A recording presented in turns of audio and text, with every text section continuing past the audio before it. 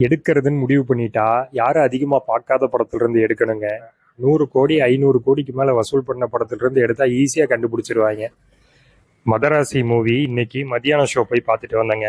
படம் பார்க்கும்போது எதுவுமே தோணலை. கொஞ்சம் படம் கிளைமேக்ஸை நெருங்கி வர வர வர வர இந்த ஹீரோ கேரக்டரையும் இந்த லவ் ஸ்டோரியும் வேற எங்கேயோ ரொம்ப நாளைக்கு முன்னாடி பார்த்துருக்குறமே அப்படின்னு தோணுச்சு.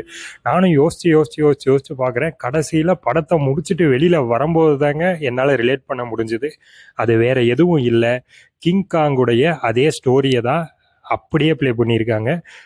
கிங்காங் மூவியை பொறுத்தளவுக்கு கொரிலா ஒரு பொண்ணை லவ் பண்ணிட்டு இருக்குங்க. அந்த பொண்ணை அந்த கொரிலாட்டிருந்து யாராவது பிரிக்கணும்னு நினைச்சாலோ இல்லை அந்த பொண்ணை யாராவது காயப்படுத்தணும்னு நினைச்சாலோ அந்த கொரிலாக்கு செமையா வெறி வந்து எல்லாரையும் போட்டு அடிச்சு துவைச்சு எடுத்துரும்.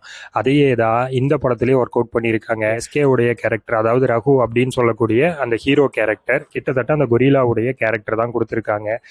இவர் லவ் பண்ணக்கூடிய அந்த பொண்ணை யாராவது பிரிக்கணும்னு நினைச்சாலோ இல்லை காயப்படுத்தணும், அட்டாக் பண்ணணும், கொல்லணும்னு நினைச்சாலோ இவர் ஒரு பீஸ்ட் மோட்ல மாதிரி எல்லாரையும் அடிச்சு துவைக்கிறாரு. நீங்க இந்த படத்தை பார்க்கல அப்படின்னா இந்த மைண்ட் செட்டோட போய் பாருங்க. ரிலேட் பண்ண முடிஞ்சா சொல்லுங்க. நீங்க ஆல்ரெடி இந்த படத்தை பார்த்துருந்தீங்கன்னா உங்களால கிங்காங்குக்கும் இந்த படத்துக்கும் ரிலேட் பண்ண முடியுதான்னு பாருங்க. நான் சொல்றது லவ் ஸ்டோரியை மட்டும்தான், மற்றபடி படத்தோட பிளஸ் நிறைய இருக்கு.